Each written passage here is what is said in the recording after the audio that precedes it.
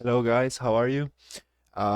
Let me show you my enemies. Been working on the enemies for like a day and a half.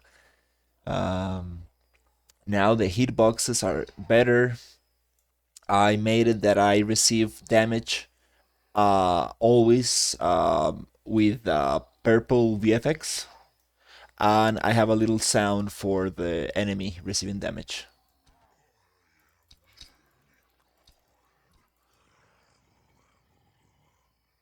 Also, when the health of the player goes to below 25%, it says I'm nearly gone.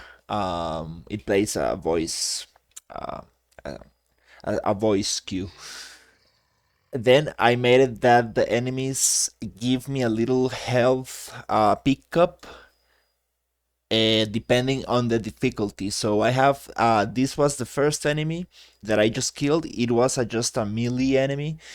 Um, so it gives the less amount of health. This other enemy, it is very interesting because it is the same enemy.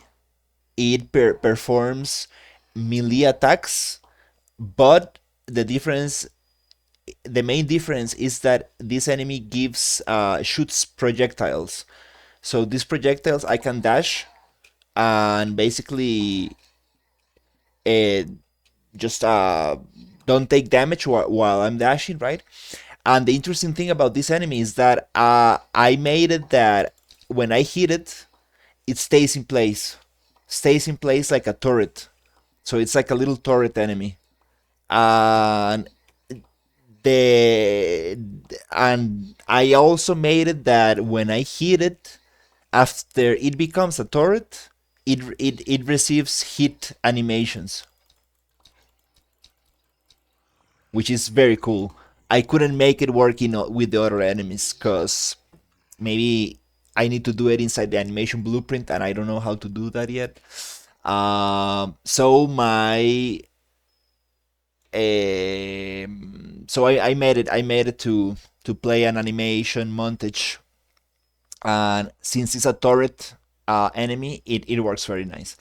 My winning condition for my game will be picking up these Hearts of Light, and it gives me 10 points. So these Hearts of Light, basically, the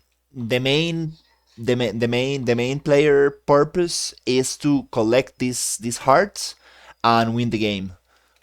So this other enemy that I have here is very interesting because it's a combination of both enemies. So it is enemy that shoots projectiles, but at the same time is able to charge me or jump at me because it's riding the his own projectile, which I think it is something very cool I haven't seen in other games. So you see it is riding at me, and his projectiles, I believe they make the same damage, but he's able to attack me with melee attacks and the projectile that he is like riding on. So basically, he has a bigger hitbox, so he's able to hit me with melee attacks as well. This is a very fun enemy, I think, and this like pushing dynamic, this pushing mechanic, really is opening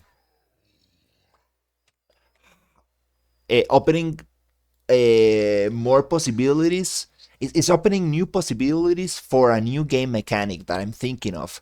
What if we are in a sumo ring? Imagine like Dragon Ball Z, like tournaments where you need to fight, and you if you get outside the platform, you lose, right? If you fall down the platform, you lose. So basically, imagine this situation where you are like in a bridge or some kind of high up platform, and you need to go up level by level, climbing up like a hill kind of thing, and these enemies can push you, you see. If you get hit by the balls, they push you out of the platform, and then you die. Or maybe you don't die, you just go down one level, and then you need to go back up and back up and back up until you get to the top. So this is a very fun game mechanic I just came up with. Um, so yeah, I'm what happened? Okay, so I'm just very happy with this enemy's behavior. And also, one thing I haven't told you guys, like, let me show you. This is very interesting thing. Uh, where is it? Surproof. Sorry, guys. Something's going on with my camera. It's moving crazy quick. Oh, there you go. Okay. So my enemies disappeared from the thing. Anyways, one very interesting thing that I wanted to show you is that my enemies are actually using a pawn sensing a, a component. They're using a pawn sensing. So not only they're being controlled by the enemy controller, which I have different enemy controllers, enemy AI controllers for like making the enemies behave a little bit different. Uh, so my enemy is behaved by the enemy controller and the pawn sensing, which makes the enemy much more interesting. I think this is not the right way to do it, I believe, right? But it makes the whole thing pretty interesting. And I can play with the sight, I can play with the hearing of the enemy, I can play with the all these things to make the enemies more complex and interesting.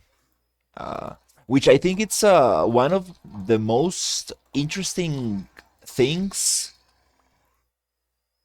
in is one of the most interesting things. I'm like is how do you say it? Is one of the things I'm most enjoying lately, like programming like the enemy logic. I really want to learn how to make like very fun and engaging like boss fights. Like that will be so cool. Like I think that uh yeah, it'll be so nice. I found a very good tutorial on how to make a boss fight. So I'll try to follow that. And I'm waiting for you guys to drop a new lesson on the action game curse for sure.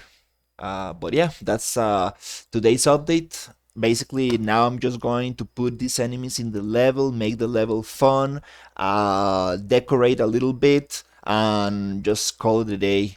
Basically, I have, let me see, tomorrow, Friday, to just polish a little bit, see if I can make that main menu work, see if I can make my ability work. The VFX are extremely harsh. I need to make them less visible, make the alpha a little bit softer. Yeah, but now it works perfectly, right? When I'm trying to showcase it, okay, there you go. It doesn't allow me to do main attack or dash anymore.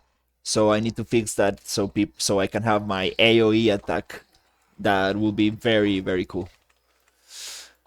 Basically main menu and AoE attack.